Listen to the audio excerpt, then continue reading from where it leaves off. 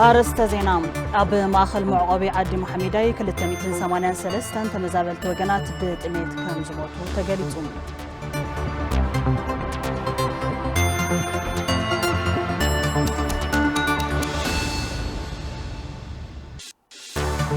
وشتاوي تفناغلت تجري بمسرس من معنات كامبالا مسلم كحلو اللوم يقبا تباهيلهم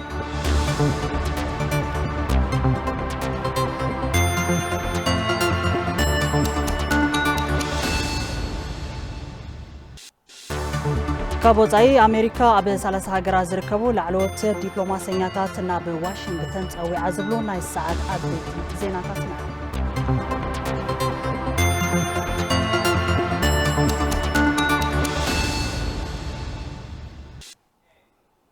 سلام دعنا بالناس خبركم تملكتنا على توزينات حزنا لكم قريبنا لنا يورساليم قبر مدن بمداي ملكت قوانقوا دما سلامون هايلو حبيرناكم كنت أنحنا فلما حصرت زيناتنا كنا قرب مسانا تسمحوا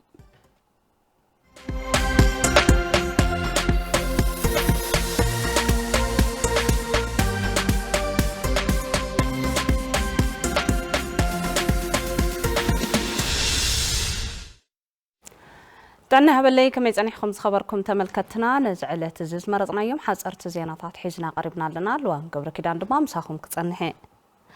أب كلن ما أخلات تمزابلت تقراي زلو مسكحكحي عصبان مفتاح تزقو لحتان سقمتن كوست كوميشن مصنعة جونوسايد تقراي تصوعو أما أخلات تمزابلت حصاص عند باغونان قصر زموت سبات أبز سنبد بركي كم زبط صحب محبار بسنكي شلل تنينت زموتو عرقاويانن بسنكي حصرات مقب زطفو هصاناتن كم زركبوم اتو كوميشن كليصو أبز حلفة عامت ورحنا حاسع لاو أبز قبرو وطيت مصنعتي أب كلتشحن 17 عامت مرطرح أب حصاص 325 موت تمزابلتي كم زسند زحبره ات كوميشن حصرታት ምግቢ ሕክምና ወገልጋሎትን ካልኦት መሰረታዊ ድሌታት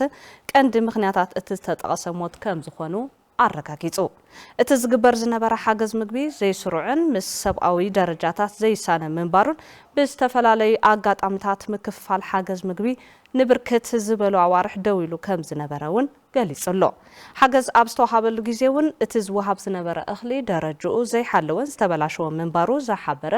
ኮሚሽን መጽናዕቲ ጆኖሳይድ ትግራይ እቲ ዝቀርብ ዝነበረ መጠን ብተደጋጋሚ ትሕቲ ደረጃን መብዛሕትኡ ግዜ ድማ ኣብ ቁጽሪ ስድራቤት ዘይተመርኮሰ ምንባሩ አረጋጊጽሎ ጥኑሳት ህፃናትን ሕዱር ሕማም ዘለዎም ተመዛበልቲ ብሰንኪ ኣብ ስርዓት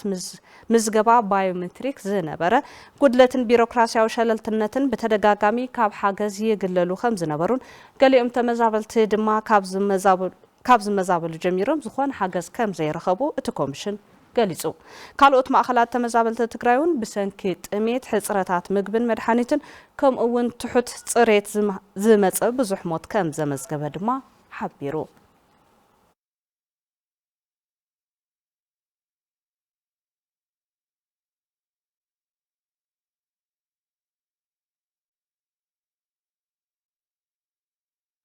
مقبار السنايت متمس كوبانيات مت بمتحببارنا مأخذ معقب تمزابلت حصاص حجز مقعز جميرو مقبار السنايت متمس كوبانيات مت فابريكا سمينتو مسبون لمعات معدن إذا بمتحبار لعل 10 مليون برز قمت حرج نام مأخذ معقب تمزابلت حصاص بحدقات ميت نستحسي وقنات زوع الحجز يقعز له قبل اتتكال حبيرو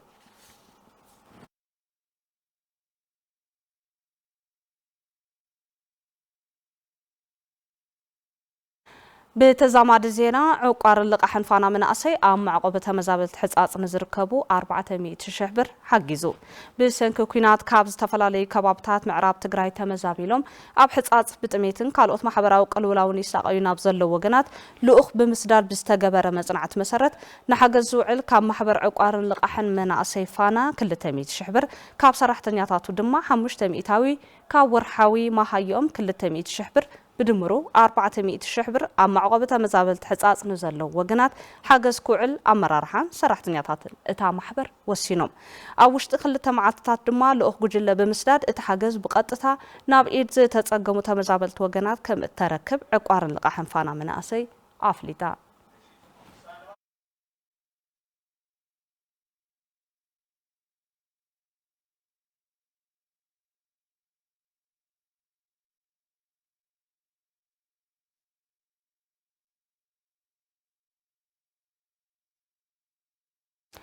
ናብ ካልኦት ዜናታት እንትንሰግር ፕሬዚደንት ሓፈሻዊ ቤት ምኽሪ እስልምና ትግራይ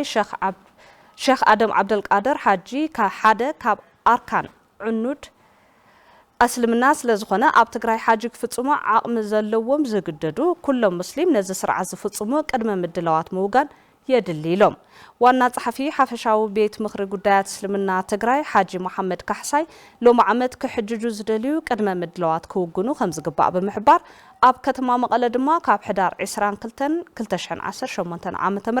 ምዝገባ ከም ዝጀመረ ሓቢሮም ኣብ ሓደ ናይ ምዝገባ ጣብያ ናይ ፓስፖርት ፎቶ ናይ ብጫ ሰዓል ክታበት ካርድ ከምኡውን ናይ ሕክምና ምስክር ወረቐት ካብ ፍሉጥ ትካል ጥዕና መረዳእታ ብምትሓዝ ኣብ መቐለ ዝርከብ ምዝገባ ጣብያ ንኽምዝገቡን ቅድመ ምድላው ተወጊኑሎ ኢሎም ካብዚ ብተወሳኺ ቤት ምኽሪ ጉዳያት እስልምና ትግራይ ኣብ ተመዛበልቲ ተጋሩ በፂሑ ዘሎ ሓደጋ ጥሜት ንምክልኻል ማሕበረሰብ ሙስሊም ሓጋዚ ክኸውን እቶም መራሕቲ ሃይማኖት ጸዊዖም ኣብ ሕጻጽ ኣጋጢሙ ዘሎ ሓደጋ ጥሜት ንምምካት ሓፈሻዊ ቤት ምኽሪ ጉዳያት እስልምና ትግራይ ግድኡ ከም ዝፍጽም ዋና ጸሓፊ ጉዳያት እስልምና ትግራይ ሓጂ መሐመድ ካሕሳይ ገሊጾም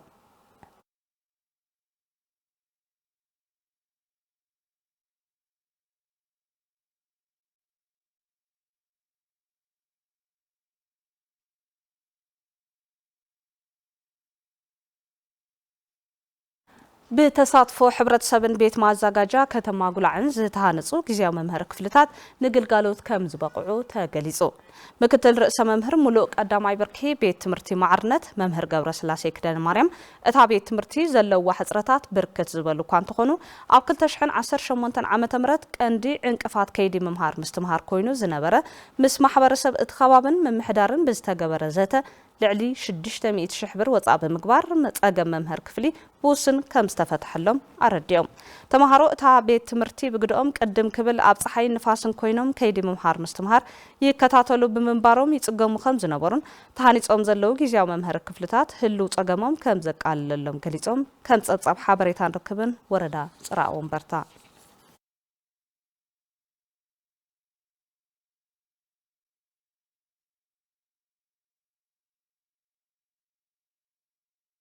ናብ ናይ ወጻእ ዜና እንትንሰግር ኣሜሪካ ካብ ግብፅን ሶማልያን ሓዊሱ ኣብ 30 ሃገራት ዝርከቡ ላዕለዎት ዲፕሎማሰኛታት ናብ ዋሽንግተን ጸዊዓ ፕሬዚደንት ኣሜሪካ ዶናልድ ትራምፕ 30 ዝኣኽሉ ላዕለዎት ዲፕሎማሰኛታት ሃገሮም ብዘይ መብርሂ ናብ ዋሽንግተን ክምለሱ ብስልኪ ከም ዝተነገሮም ተገሊጹሎ እቶም ካብ ዝተመደበሎም ሃገራት ክወፁ ዝተኣዘዙ ዲፕሎማሰኛታት ኣሜሪካ ኣብ ውሽጢ ሚኒስትር ጉዳያት ወጻኢ ሓድሽ ምደባ ክዳሎ ከም ዝተመኸሩ ሓደ በዓል ስልጣን ገሊጹ መብዛሕትኦም እቶም ካብ ኤምባሲታትን ቆንስላትን ኣሜሪካ ወፂኦም ናብ ዋሽንግተን ክምለሱ ዝተኣዘዙ ዲፕሎማሰኛታት ካብ ሃገራት ኣፍሪካ ክኾኑ ከለዉ እቶም ኣምባሳደራት ግን ካብ ሃገራት ዓለም እዮም በተወሳነ ካብ ኣፍሪካ 6 ኣምባሳደራት ካብ ኣውሮፓ 4 ካብ ማእኸላይ ምብራቅ 2 ካብ ደቡብን ማእኸላይን ኣሜሪካ 2 ካብ ሃገራት ምዕራብ ድማ 2 ኣምባሳደራት ኣሜሪካ ዘጠቃለለ ምዃኑ ሮይተርስ ጸብጺቡ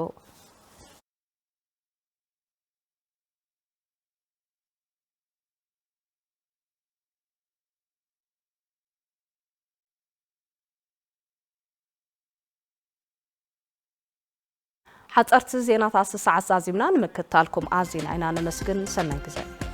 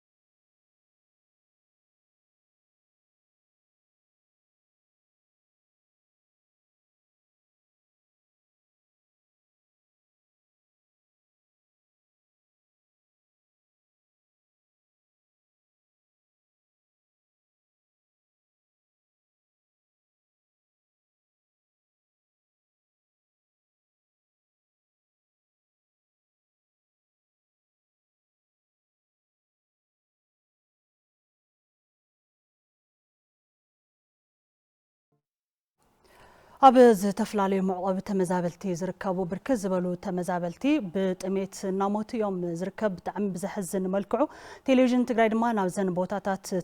غازطينياتات ليخو زلو خنتات ون نالعخلنا يوم زركبو أبز قداي زي كنت أنحنا مسانات نحوم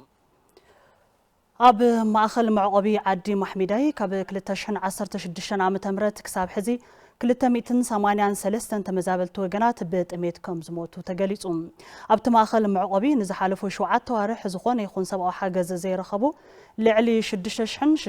وجنات أو أف موت كم زركبو دما جوجل غازطينيات تلفزيون تجراي أبتي مأخل معقب تمزابلتي ترخبو أرجعيت لهم هاي السلاسي جبر مكائيل اللي هو يوحنس برهانة كأربلنا أب مأخل معقبي عد محمداي كاب زركب وتمزابلتي أوتوم 600 تمزابلتي نزحالفو شوعات أوارح زخون يكون سبعة حاجز كرخو بزي مخالم بسن كتميت أب أف موت كم زركبو تجليصهم وجل غازطينيات تلفزيون تجراي أبت بوتا ترخيبو كم زرغاغصهم أبتم زحالفو كل تعامتات أبتي مأخل زصلو كل 283 تمزابلتي بتميت كم زموتو أرغاغصلهم أب زواسمين معراب تجراي كاب تركونا مأخل معقب تمزابلتي حانتي أب زخونت عد محمداي مملاس تمزابلتي زاغيد بزي مسلاتون بغزي زغمت أخل أو حاجز بزي مهلاون كابي كلتشن 16 كساب حزي كلتميتن 83 وجنات قداي مت انتخنو 630 وجنات دما نهصص دغف تساطحهم امعالتاوي نادخمو يخدم مهلاوم اتحبابري اتماخل ايت برهان امار اغنسيبهم ابتماخل ابسومن حانتي معالتي بموبايل كلينيك كاب زوهاب اغغروت حكمنا وصاي كالي تكالطعنا كم زيلون تلفزيون تግራይ አረጋግጸሎም እዚ ድማ ብሰንኪ ጥሜትን ዘይመቹ መጽለልን ንሕማም ዝቃልዑ ወገናት ስቃዮም ንኽጋደድን ሞት ተመዛበልቲ ንኽበራኽትን ቀንዲ ምክንያት ይኸውነሎም ማእኸል ተመዛበልቲ ዓዲ መሐመዳይ ልዕሊ 27300 እስትንፋስ ዝሓዘ ኮይኑ እቶም ዝበዝሑ ህፃናት መራሕቲ ስድራን ኣዴታትን ጠዋር ዘይብሎም ወለድን ምዃኖም እውን ቴሌቪዥን ትግራይ ኣረጋጊጹ እዩ ደገፍ ህይወት ኣድሕን ዝጠልቡ ዘለው እዞም ወገናት እቲ ስካብ ሕዚ ዝረአ ዘሎ ብርሰት ተመዛበልቲ ናብ ሙሉእ ብርሰት ከይተሰጋገረ ናብ መረበቶም ዝምለስሉ ኩነታት ክፍጠር ድማ ተማሕፂኖም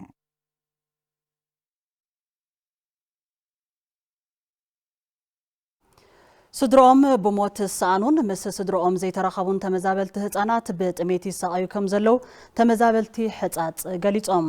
ቤት ጽሕፈት ጥዕና ወረዳ ስገደ ብወገኑ ተመዛበልቲ ህፃናት ዘለውሉ ኩነታት ንምጽናዕ ብወፍሪ መልክዕ ዳህሳስ ዝካየድ እኳ እንተኾነ እኹል ሓገዝ ብዘይምህላው ብርክት ዝበሉ ህፃናት ንጥሜት ከም ዝተቃልዑ ገሊጹ ኃይለ ስላሴ ገብረ ሚካኤል ዝርዝሩ ከቅርቦ እዩ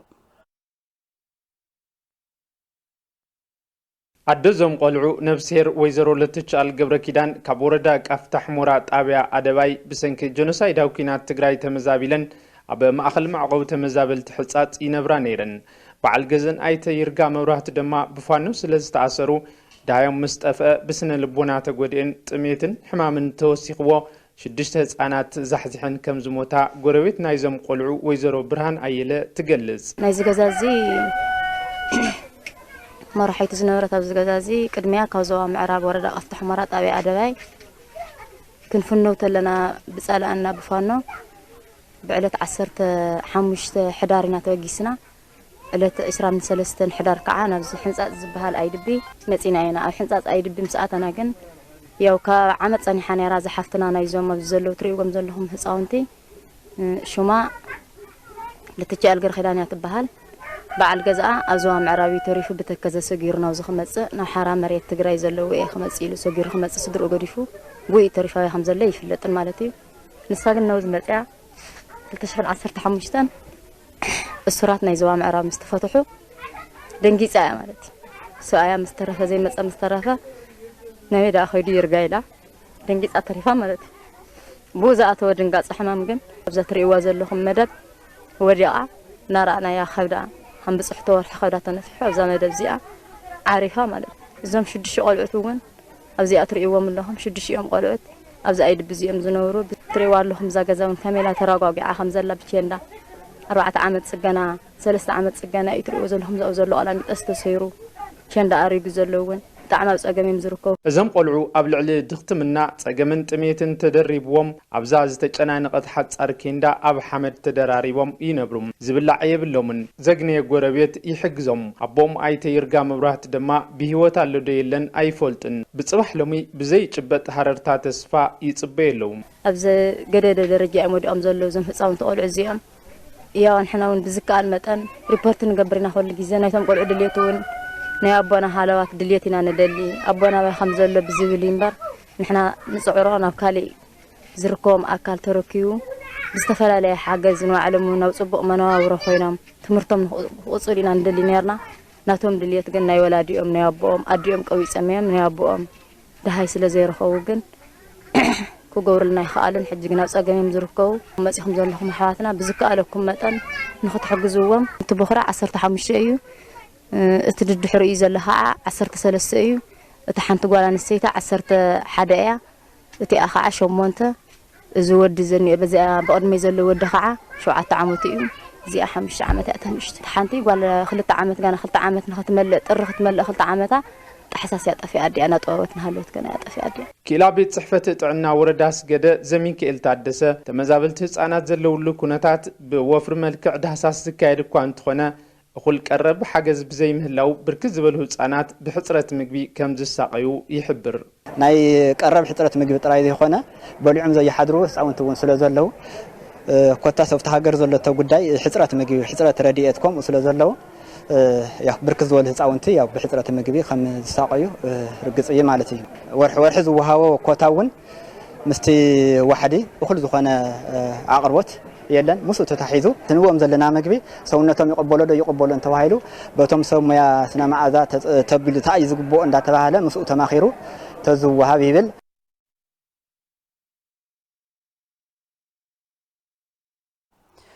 بتميت أديات منطلات ونحقوا خط أبوز تجددت هتان معقوة تمزابلتي عد محمداي غازدينياتات تلفزيون تግራይ أفت بوتا ترخيبهم تعذبهم له سعب زبزاب دمالي خملنا له بحفتاي بحري تواريد له حبيرنا نكتتل بسنكي جنوسايداو خوينات تግራይ ካብ ዞባ ምዕራብ ትግራይ ወረዳ ወልቃይት ጣብያ ቤት ሙሉ ብ2013 ዓመተ ምህረት ተመዛቢለን ኣብ ማእኸል ማዕቆብ ተመዛበልቲ ዓዲ መሐሚዳይ ዝርከባ ወይዘሮ ዘፈይኑክሰ ጓለን ወይዘሮ ሓረጉ ገብረ ሚካኤል ሓንቲ ህፃን ድሕር ምውላዳ ኣብ 7 መዓልታ ጥቅምቲ 22 2018 ዓመተ ምህረት ሰኣን ምግብን ሕክምናን ከም ዝሞተት ይዛረባ مشيت رحيل مشيت يا وليدا ثم تهلل 22 تقمتي حكمنا رحلتن كما لا رسنا ارتزع زل حكمنا عن برا قال يحكمنا كاتحتن دائما صقمنا هلو ما غيرنا قال يحكمنا وسيلنا صقمنا حميمه حغازي بحالي تدركنا يراد توصلي دت حغازي هلو انس لا يترد بري صقمنا تعمي نايت صقم ساغر كاسونا بتقول ده بحمام دو حميم كا يتحكم تا يمسيخه مويتنا احنا نهلنا انا اشتي دقنا مويت እታህፃን እውን ጡባዲ ኣሲኢና ምስና ሓጉኣ ኣብ ስቃይ ትርከብ ኣቦ ዛህፃን ኣይታብራሃለይ ካሳ በዓልቲ ገዝኡ ምስ ሞተት ዓይኒ ዛህፃን እናርኣየ ዘቕርበላ ምስ ጨነቆ ደሃዩ ከም ዝጠፍአ ዝሕብራ ወይዘሮ ዘፈይኑክሰ ስድርአንን ዛህፃንን ሰኣን ምግቢ ኣብ ሓደጋ ከም ዘለው ይሕብራ 15 ዓመት ዝገደፈጡ የገት ክትዝ ላዘለኹም ቁርታይ ከመይ መህና ወርሰርሕ ብነን በዓል ገዛይውና ሕሙም ይንዋዓሉ ሰርሕ ዘምፅ ኣይኮነን أنا وني أنا عارسة حممتي تفهم لنا عباس علهن يقولوا بحاله إنجا مازيو هوني حمومي ده حساسي لهم تي حي مازيهم من يهم حساسي اللي زرقوا أنت زهم نر كندي دكما كندي بيجازو كندي أول الولاد يزلوا أما أخل معقوب تمزابلتي عد محمداي بفلاي أبصاناتن عبيتن زخفت ميت كم زلون مسمعان مرأين استسأنوا من أوار خمزي باللوم توم تمزابلتي يحبروا تمني تنبري لدم بعير هندرة دايم توقت حد توقت ولا شو مزعل من قصدي تبهل تجميرا نيرا خاوي مهروا شو عطن قلت شيء بلوا دم كانت أنا وناس أنت خسرة من سري دم سلامني ولا هاي مهرك ما يستطيع ما يتولنا ماي وتوقرنا ما ينسي علينا أدي أبا ندي أساعد أعرف عينا ريو سال ميتا حزينو أسرت هالطهر وفيلو تعود من تخاف كذا أنقل ترى يا عمرت زي لأنه الناس أحيجاكي أو يتخيلوا أتحاور ما أخل تمزابلتي عد محمداي أي تبرهانا مارا أبت ما أخل كور حملك لتشحن 10 عامة مرت جميرو سان حمشتن وقنات انتموتو أبتم زحلفو خلت عامة دماء لعلي كلتهم 280 تمزابلتي بتأميت كم زموتو قاليصهم أو زواسي من معراب تقراي زركب ما أخل معقبة تمزابلتي عد محمداي لعلي 27 شحته مزابلتي انتركبو كابزياتهم لعلي 6500 هص حجز انت زي تغير لهم او حدقا موت كم زركبو نمفلات تخايلو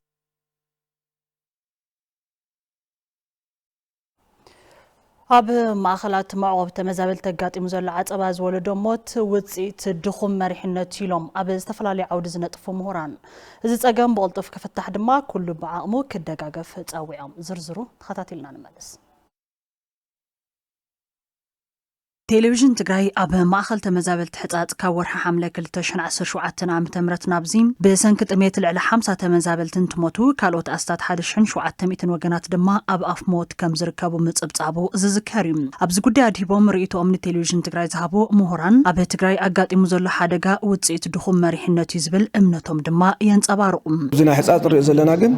ህፃውንትን ዓበይትን እዮም ዝሞቱ ዘለዉ ምንቀሳቐስ የብሎም ስለዚ እዚ ተማራፅታት ክመፅእ ኣለዎ ተፈናቀልቲ እስካብ መረበቶም ዝኸዱ ኣብ ዘለውውን ፕሮዳክቲቭ ወይ ከዓ መምረት ዝኾነሉ መንገዲ ወይ ከዓ እንታፍቲ ዝወሃቡ ረድኤት ተወሳኺ ድማ እቶት ክረኽብሉ ዝኽእል መንገዲ መንግስቲ ክናድ ኣለዎ ዝኹን ሰባት ናብ ሞት ካብ ዝወፅሑ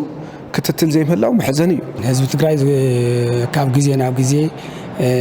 ሰዓን ዝሕግዞ ብልምዓት ሰዓን ዝሕግዞ ሰዓን ዝመርሖ ምሁራት ከማና ዝበልውን ኣብዚ ነገር እዚ ዕርና ጥልቕ ኢልና ነቲ ሕብረተሰብ ምድጋፍ ሰኒፍና ማለት እዩ ሕዝቡን ቀልጢፍና እንተዘይበፂሕና ኣሎ ዓይንና ናነበዐ ሱቅና ተወረና ፀገም ዓይንና ሸፊና ኣለና እዝና ደፊና ያለና እዚ ከውን የብሉ ብዙሓት መንግስታት ኣነ ክሳብ ዝፈልጦ ጥሜት ዓብኦም ጥሜት ድናይ ገይሮም ብዙሕ ዝገበርዎ ነገራት መንግስታት እውን ተለዊጦም ዚና ባዕሉ ምልክት ኣሎ መራሕቲ ትግራይ ህዝቢ በፅሖ ካብ ዘሎ ስቃይን መከራን ብዘላቕነት ንምፍታሕ ኣብ ክንዲ ምስራሕ ኣብ ውሽጣዊ ሕቱኽቱ ይርከቡ ዝበሉ እዞም ምሁራን ሕዚ እውን ንህዝቢ ቀዳምነት ብምሃብ ኣካል ህፁፅ ህይወት ናይ ምድሓን ስራሕቲ ክስራሕ ይግባእ ኢሎም ህዝብና ተመዛቢሉ እንድዩ ቱ ኩናት ዘምፅኦ ሳዕቤናት ዓይንና ንሪኦ ኣለና ቆልዓ ኮዝብ ተበሊዑ እዩ መቀዳማይ እውን ከምኡ ኣዛብ ተፈቲኑ ነይሩ ናይ ህፀፅ ድማ ናይ ኩልና ኣብ ሕማቕ ኩነታት ምህላውና ዘርኢ ምልክት እዩ ዓለም ይፍለጡ እዩ ሕዚ ሓቢእኻ ዝሕባእ ነገር የለን ባዕሉ ይወፅእ ኣሎ ንሕና እውን ከም ዜጋታት እቶም መራሕቲ እውን ከም መራሕቲ ህዝቢ ኣብዚ እንዳተወደአ እንተሎ ነንባዕልኻ እናተናሓናሓኻ ህዝቢ ምውዳእ ዓብይ ወንጀል ምዃኑ ዓብይ ናይ ሞራል ውድቀት ምዃኑ ተገንዚቦም ቅድሚያ ንህዝቢ ረብሓ ኢሉ ሓደ ጥቕምታት እውን ገዲፉ እዚ ተፈናቀለ እዚ ነናብ ገዙ ንኻቱ ነናይ ባዕሉ ዝተዋፅኦ ነናይ ባዕሉ ብርክቶ ዝገብር ደስ ይበለን ተመዛበልቲ ክሳብ ናብ መረበቶም ዝምለሱ ግቡእ ጠመተ ክወሃቦም ይግባእ ዝበሉ እዞም ምሁራን ፀገሞም ብዘላቕነት ዝፍታሕ ግና ናብ መረበቶም ብምምላሱ ይብሎም እዚ ጉዳይ እዚ ናይ ፕሪቶሪያ ስምምዕነት ኣብ ቦትኡ ዝፍፀመሉ ዩኒቨርሲታት እውን ድፊት ይገብራ ኣለዎን ምስ ህዝበን ስለዚ ንኩሎም ኣነ ዓፃውዒ ዘቕርብ ንፌደራል መንግስቲ እውን ንክልል መንግስቲ እውን ንሕብረተሰብ በብውዳበና እውን ኣነ ኣብዚ ነገር እዚ ዕሪና ፀቕጢ ክንገብር መፀዋዕታ ገብር ሰዓን ምግብን መድሓኒትን ኣብ ማእኸል ተመዛበልቲ ሕፃፅ ካብ 2015 ዓ.ም ናብዚ ልዕሊ 300 ተመዛበልቲ ህይወቶም ከም ዝሰኣኑ ኣመሓዳሪ ዞባ ምዕራብ ትግራይ ኣይተ ግደይ ኣዘናው ንቴሌቪዥን ትግራይ ምግላፆም ድማ ይዝከር ውሽጣዊ ተፈናቀልቲ ትግራይ ብመሰረት ስምምዕነት ካምፓላ መሰሎም ክሕልወሎም ከም ዝግባእ ኮሚሽን ሰብኣዊ መሰላት ኢትዮጵያ ጨንፈር መቐለ ኣተሓሳሲቦም ስምምዕነት ካምፓላ ዜጋታት ኣብ ውሽጢ ሃገሮም ንዝፍጠር ኩናትን ተፈጥሯዊ ሓደጋታትን ስዒቡ ክፈናቀሉ እንተለዉ ዝወሃብ ሰብኣዊ ሓገዝን ሕጋዊ ከለላን ዝድንግግ ስምምዕነት እዩ ኣብዚ ጉዳይ መሳርሕትና ኤፍሬም ረዳይ ዝርዝር ሰናዲሎ ሓቢርና ንከታተል ሕብረት ኣፍሪቃ ቅድሚ 6 ዓመታት ሓደ ዓቢ ስምምዕነት ዕላው ገይሩ ነይሩ ስምምዕነት ካምፓላ ድማ ተባሂሉ ይጽዋዕ ዜጋታት ኣብ ውሽጢ ሃገሮም ዝኽሰት ኩናትን ተፈጥራዊ ሓደጋታትን ስዒቡ ክፈናቐሉን ከለው ዝወሃብ ሰብኣዊ ሓገዝን ሕጋዊ ክልላን ትሕዝቶ ዘለዎ ስምምዕነት እዩ እዚ ስምምዕነት ንኢትዮጵያ ሓዊሱ 55 ሃገራት ኣፍሪቃ ፈሪመን ተቐቢለኖ እየን ይኹን እምበር እዚ ስምምዕነት ብኩናት ትማስንን ተፈናቐልታ ድማ ብጥሜትን ሕማምን ዝመውት ዘሎን ትግራይ ግና ቆላሕታ ከም ዘይተዋሃበ ኣተሓባባሪ ኮሚሽን ሰብኣዊ መሰላት ኢትዮጵያ ጨንፈር መቐለ ኣይተ ዮናስ ሚዛን ይሕብሩ ናይ ካምፓላ ኮንቬንሽን ንሃገር ውሽጢ ዓዲ ተፈናቐልቲ ዝቐርበሎም ስታንዳርድ ዝተቐመጠ ኣሎ ብኦም መሰረት ይቐርብ ዘሎ የለን ዝብል ምርኣይ ከድሊ እዩ ካብኡ ድማ ናይ ክልል መንግስቲ ይኹን ፌደራል መንግስቲ ከምኡውን ኣብዚ ዙርያ ዝያ ዲቦም ዝሰርሑ ናይ ሁማን ራይትስ ተቋማት ክኾኑ ይኽእሉ ናይ ዩኤን ኤጀንሲታት ክኾኑ ይኽእሉ ኣብዚ ተደጋጋሚ ክትትላት እናካየዱ ኣብ ዝረኣዩ ፀገማት መፍትሒ ክህቡ ኣለዎም ኢለ ይሓስብ እቶም ሓንቶም መፍትሒ ኢልና ነቕመጥናዮም እውን ያው ተፈናቐልቲ ናብ ዝነበርዎ ቦታ ምምላስ ካብ ፀገም ንክዝለዓሉ ኣብ ሸልተር ኣብ ምግቢ ኣብ ካልኦት ነገራት እውን ድጋፋት ክቕፅሉ ምግባር ክሳብ ዝምለሱ ዝብል እዩ ከረዳድአና ዝኽእል መስለኒ ብሓይልታት ጀኖሳይድ ንልዕሊ 5 ዓመታት ኣብ ቴንዳ ተዓቂቦም ብጥሜትን ኣዛብእን ዝብልዑ ዘለው ተፈናቐልቲ ወገናት ህፁፅ ሰብኣዊ ሓገዝ ንኽበፅሓሎምን መሰሎም ንኽሕለወሎምን ተሓለቕቲ ሰብኣዊ መሰል ዓለምን ምሁራት ተጋሩን ስምምዕነት ካምፓላ ንኽትግበር ጽልዋ ክገብሩ ከም ዝግባእ ድማ ሓላፊ ቤት ጽሕፈት ትካል ሓባስ ንብዓት ኢትዮጵያ ጨንፈር መቐለ ኣይተ ፀሃይ እምባዬ ይገልጹ እቲ ሃገር ዘውፅኦ ሕገ መንግስቲ ኣሎ ብዓለም ደረጃ ዝወፅኦ ኮንቬንሽን ኣሎ ናይ ካምፓላ ስምምዕነት ኣሎ እዚ ተግባራዊ ዘይምግባር እዩ እዚ ተግባራዊ ክኾን ድሕሪ ኮይኑ ከዓ ካብ መንግስቲ ጥራይ ዘይኮነ ካብቲ ውልቀ ሰብ ካብቲ ምሁር ጀሚሩ ኣብ ዝረኸቦ ኣጋጣሚ እዚ ከለዓል ክኽእል ኣለዎ እዚ እንድሕር ዘይኮይኑ ግን ያውቲ ዘሎ ለውጢ እንተሪእና ብፍላይ ናይ ትግራይ ካብ ዝነበሮን ዳብኣሰ እዩ ዝኸይ ዘሎ ዳብኣሰ ዝኸደሉ ምክንያት ከዓ እቲ ቃልሲ ብጣዕሚ ተደኺሙ እዩ ዘሎ ኢልና ኢና ንወስድ ኣብ ዘይመልአ ንተፈናቐልቲ ዝወሃብ ረድኤት ትሕቲ ዓቐን ከም ዝኾነን እዚ ድማ ምምሕዳራዊ በደል ይበፅሖም ከም ዘሎ ዘመልክት ከም ዝኾነን እውን ኣይተ ፀሃየ እምባዬ ይሕብሩ 15 ዝግብኦ 8 ኪሎ ይውሃብ 7 ስራ ዘለዎ ናይ 4 ይውሃብ ነፃ ሕክምና ዝበሃል የለን ካብ ደገ ግዛእ ይበሃል እዚ ኣብ ዘለዎ ሰዓት ናይ ሰባት መሰል ተኸቢሩ ይነባል ብጣዕሚ ኣፀጋሚ እዩ መሰል ጥራሕ ዘይኮነ ምምሕዳራዊ በደል ይበፅሖም ኣሎ እቲ ዝወፀ መምርሒ 15 ኪሎ ተገቦ 8 ምሃብ ማለት ምምሕዳራዊ በደል እዩ ናይዚ ውፅኢት ከዓ በብእዋኑ እቲ ሕብረተሰብ ናሞተ እዩ ዝኸይድ ዘሎ ኮሚሽን ሰብኣዊ መሰላት ኢትዮጵያ ጨንፈር መቐለ ጽምብል ሰብኣዊ መሰላት ኣብ ከተማ መቐለ ዘሳለጠ ኮይኑ ንጥፈታት ኪነ ጥበብ ጥሕሰት ሰብኣዊ መሰላት ደቂ ሰብ ንምቅላዕ ሓጋዛይ ከም ዝኾነ ዘዘራረብናዮም ተሳተፍቲ የረድኡ ወላ ዘራሂት ላይፍ ሃቦም ግን ካብ መንበሪኦም ኣፈናቒልካ እንድሕር ናብ ካሊእ ቦታ ዲስፕሌስ ጌርካ እንድሕር ተንብሮም ኮይንካ እዚ ሂማን ራይቶም ከተሕሰቡ ለኻ ብተዘዋዋሪ ማለት እዩ ስነ ጥበብ ንዚ ማሕበረሰብና ለለዎ ኣብ ሂማን ራይትስ ለለዎ ኣዌርነስ ፕሮሞት ንምግባር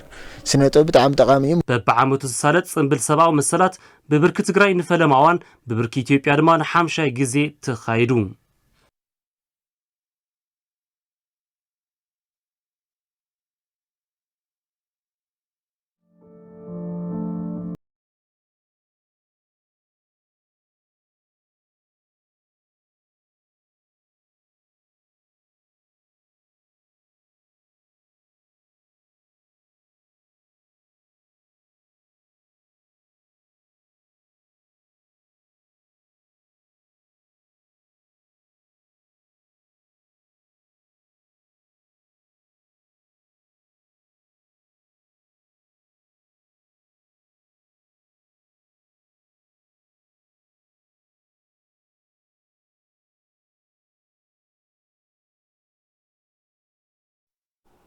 ካብ ቴሌቪዥን ትግራይ ዜና ሰዓት ሓደ በቀጥታ ኣብ ምክትታል ትርከቡ ሕዝውን ዜናታትና ቀጸልትዮም ጸብጻባት ቢዝነስና ክንከታተል ሰናጽ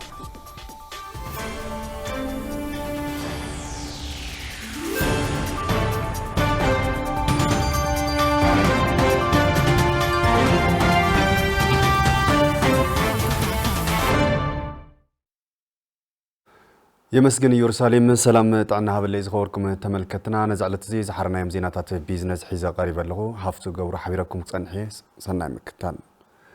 محبر سب النقد تقرأي كدم كينات تلك حوز نبرة أستات 32 بليون بر بولدن كساعتنا نبأ أستات 8 بليون بر كم زعبي بيت مغرن قدن زفر محبرات تقرأي فليتهم بمخان دما أب تحت جزام محدار زلوا أب كلن كتماتات زركب محبر سب نقد تجري تحساس 21 كلتشحن 10 شمونتن آمة مرت أب تمساسال ساعات سلما وسلفي كم زجبر ات بيت مغرف ليطلو يوهانا ولا يبز عبازي توسح حيزالا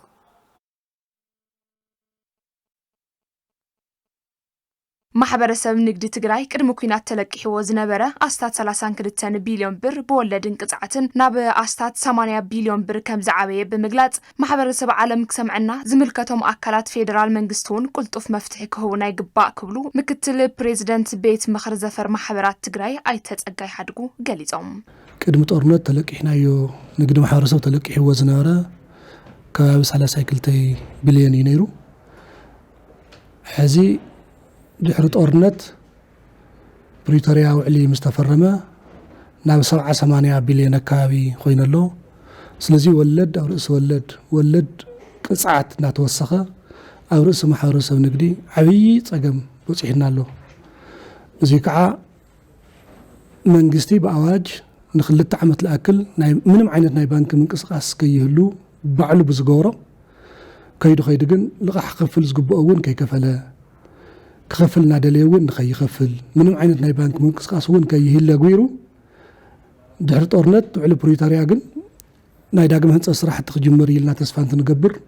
داغم هنصت كيتجمرت ولا دي قصعتي كل خفل وتاحلنا ማሕበረሰብ ንግዲ ትግራይ በተደጋጋሚ ሓቲቶም መፍትሒ ዘይረኸቡ ጉዳያት ወለድን ቅጽዓትን ከምኡውን ዝተማሓየሸ ኣዋጅ ግብርን ኣመልኪቱ ኣብ ትሕቲ ግዝያዊ ምምሕዳር ዝርከባ መላእ ከተማታት መድረኻት ከም ዝካየድ 21 ታሕሳስ 2018 ዓመተ ምህረት ድማ ኣብ ተመሳሳሊ ሰዓት ሰላማዊ ሰልፊ ከም ዝግበር ኣይተጸጋይ ሓድጉ ሓቢሮም ዕለት 16 ኩሉ ነገዳይ ማሕበረሰብ ክማየጥ እዩ ዕለት 21 ኣብ ኩለን ከተማታት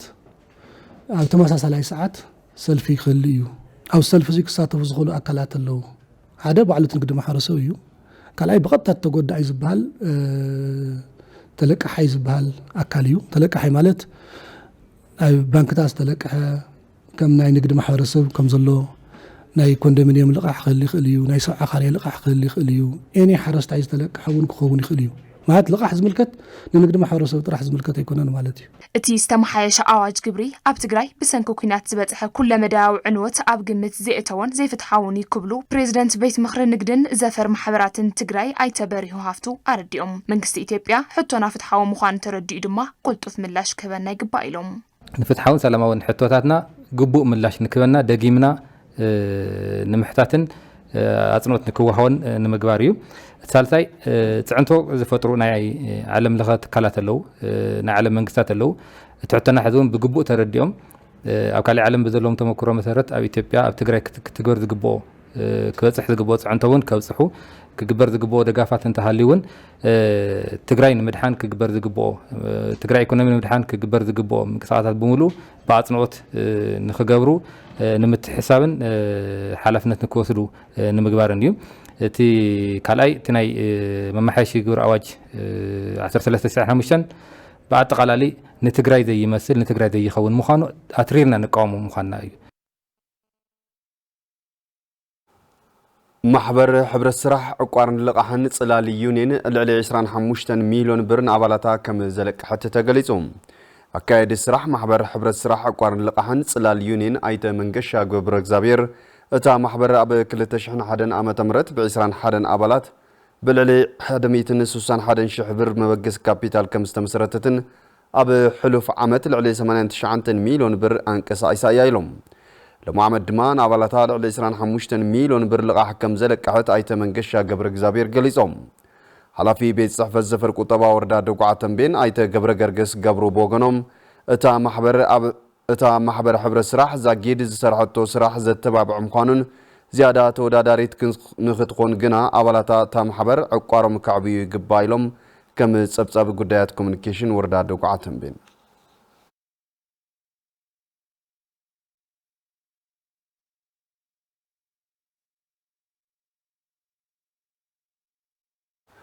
زخبركم تملكتنا حزر ما كنتات شرفوت أزر سرقان ختكتاتو كأنجدكم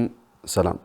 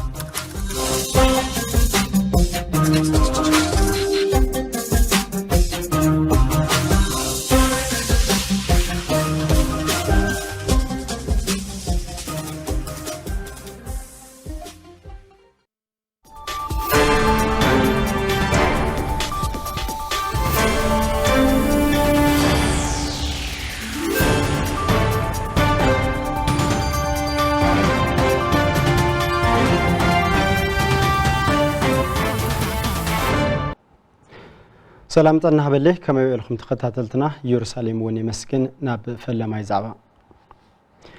ውድድር ሰገናት አፍሪካ ብሉጽ ተመክሮ ዝተረኸበሉ መድረኽ ከም ዝነበረ ስፖርተኛታትን አሰልጥንትን ገሊጾም አለው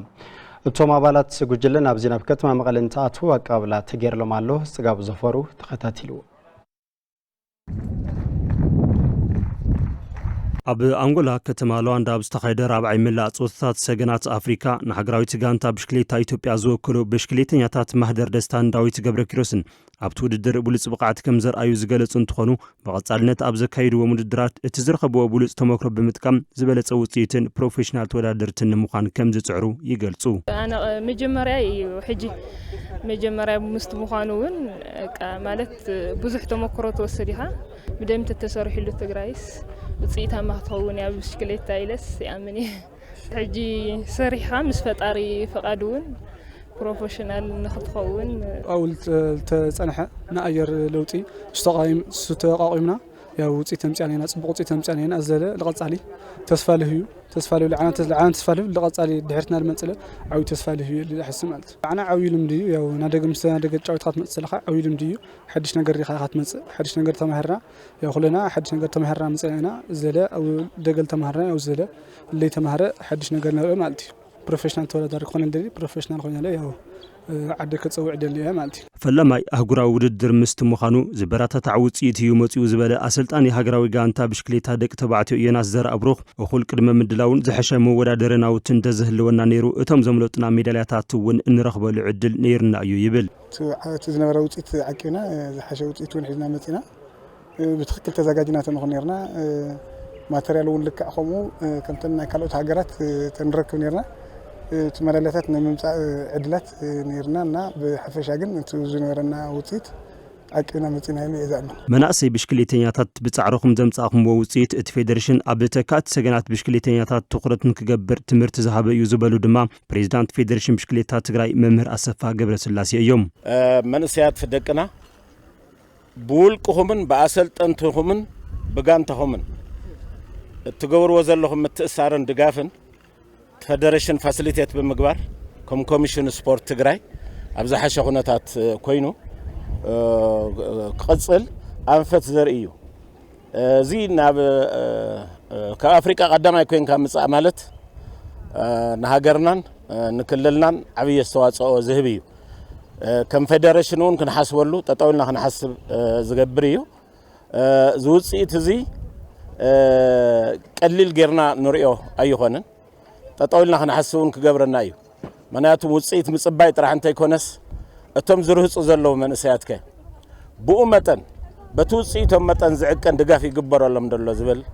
كنحسولو زغبان تمرت زبناني ኣብ ዓለም ለኻዊ መዕርፎ ነፈርቲ ኣሉላ ባነጋ ኣብ ዝተገበረ ስነ ስርዓት ቀባብላ ኣሰልጠንትን ኣመራርሓ ዝተፈላለያ ጋንስታት ብሽክሌታ ትግራይ ማሕበር ሰሙያ ብሽክሌታ ትግራይን ዳያኑ ብሽክሌታን ከምኡ እውን ኣባላትን ኣመራርሓን ፌደሬሽን ብሽክሌታ ትግራይን ተረኺቦም እዮም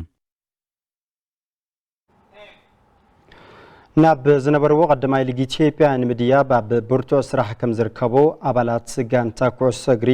ፖሊስ ዋልታ ትግራይ ገሊጾም ኣለዉ مصطفى مالات برهان بيان زغور صانحيت كم سب قربيو ኣብ ዓመተ ውድድር 2017 ዓመተ ምህረት ኣብ ቀዳማይ ሊግ ኢትዮጵያ ተሳትፎ ዝነበራ ጋንታ ኩዕሶ እግሪ ትግራይ ፖሊስ ዋልታ ካብቲ ሊግ ወሪዳ ኣብ ዋንጫ መሰቦ ኣብዚ ዓመት እዚ ተሳተፍቲ እንትትከውን ዝነበሮም ድኽመታት ብምእራም ኣብ ጽቡቕ ኣካላውን ልበናውን ምድላው ከም ዝርከቡ ስፖርተኛታት እታ ጋንታ ይዛረቡ ተዘጋጅና ኢና ንብል ኣብ ጽቡቕ መንፈስ ንርከብ ብኣካል ብቃት ይኹን ብስለ ልቦና ይኹን ያው ሓሪፍ ኩነታት ንግና ማለት እዩ ዝናዓሚ ኖሩ ሲነራት ተጫዋችለ ሃማይ ታዳጊለ ካዋና ወሲኾም ምናምን ገለገለ ጽቡቕና ቲም እንትን እዮም ምስሪታኒና ጽቡቕ